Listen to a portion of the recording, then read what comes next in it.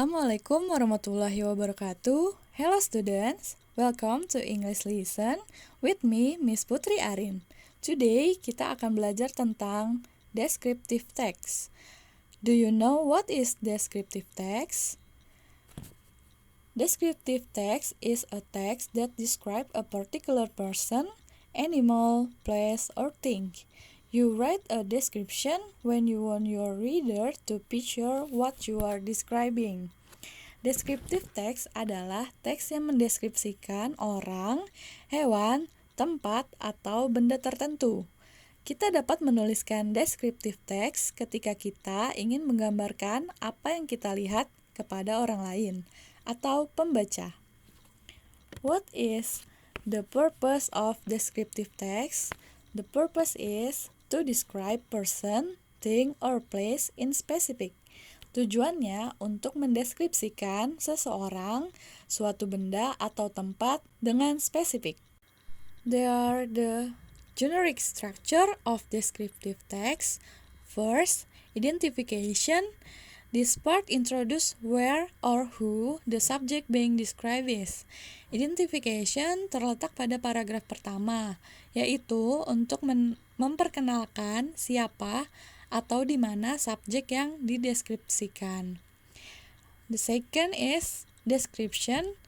This part shows the detailed description of subject.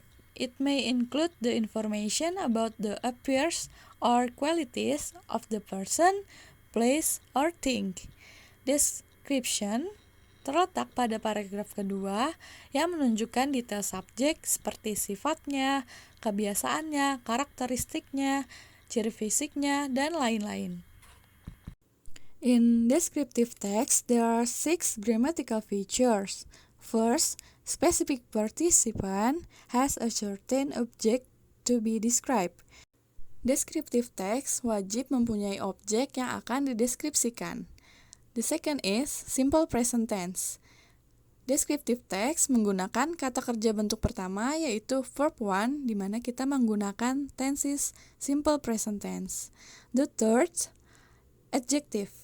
The use of adjective to clarify the noun. Adjective di sini untuk menjelaskan atau mendeskripsikan objek. 4. Relating verbs. Menghubungkan antara subjek dan penjelasan mengenai subjek. Contohnya seperti is, are, have, has, seem, appear, mean, or etc. And 5. Action verbs. Action verbs merupakan verb yang menunjukkan tindakan. Contohnya seperti run, walk, see, listen, eat, dan lain-lain. The last is adverbials. Adverbials di sini adalah kata atau frase yang menerangkan verb. Type descriptive. Descriptive text biasanya mendeskripsikan tentang person, lovely animal, favorite thing, and place. Biasanya untuk mendeskripsikan person, animal, atau favorite thing ke dalam teks deskriptif, maka tujuannya to introduce someone or something. Sedangkan jika teksnya bertema place atau biasanya tempat wisata, misalnya seperti Bali or Yogyakarta, Singapore, maka tujuannya to attract people to visit or come. Jadi untuk menarik orang untuk datang ke tempat tersebut. Berikut ini adalah contoh dari descriptive text yang bertema tentang place atau tempat yang berjudul Yogyakarta. Lalu ini adalah contoh descriptive text yang bertema tentang hewan yang berjudul My Pet Cat. Next, untuk membuat descriptive text ada beberapa strategi untuk mempermudah penyusunan kalimat. Salah satunya yaitu strategi pemetaan semantik. Di sini saya akan menjelaskan bagaimana cara untuk membuat peta semantik. Menurut Joyce, melalui strategi pemetaan semantik, seseorang dapat melihat konsep 1. Apa yang sudah diketahui, 2. Apa yang belum diketahui, dan 3. Apa yang perlu atau apa yang seharusnya diketahui dengan cara memvisualisasikan apa yang muncul dalam skemata menjadi apa yang disajikan dalam bentuk diagram pemetaan semantik.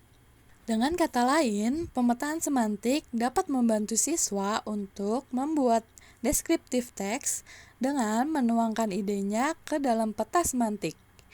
Dengan mengembangkan topik yang telah ditentukan, siswa kemudian dapat menyusun menjadi kalimat dan digabungkan sehingga menjadi satu paragraf atau suatu teks deskriptif. Langkah-langkah analisis medan semantik. Yang pertama yaitu melakukan inventarisasi kata-kata yang berkaitan dengan tema kajian. Yang dimaksud yaitu kita harus menentukan tema apa yang akan digunakan dan juga menyiapkan kata-kata pendukungnya. Yang kedua yaitu menentukan kosakata sentral. Yang dimaksud adalah kita harus menentukan judul yang akan digunakan, lalu memilih kata kunci yang akan dijadikan sebagai kata sentral. Yang ketiga yaitu menghubungkan dengan medan-medan semantik kosakata yang lain. Yang dimaksud adalah kita akan menghubungkan kata sentral ke kata pendukung yang mendeskripsikan kata sentral secara lebih detail. Next, ini adalah contoh dari peta semantik. Kali ini penulis mengambil tema mengenai tempat yang berjudul Yogyakarta.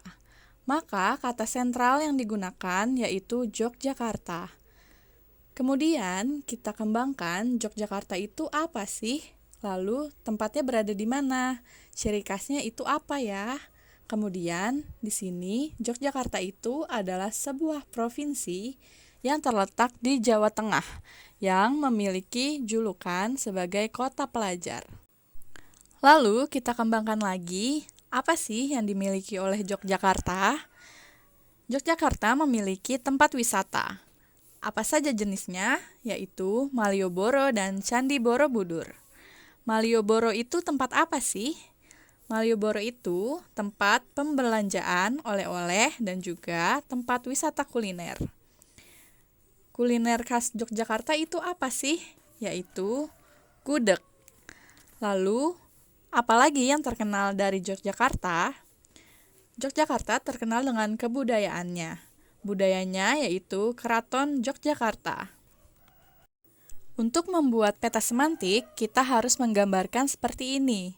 Setiap kata kunci harus dilingkari dan diberi tanda panah agar terlihat susunan dari kata-kata yang dikembangkan.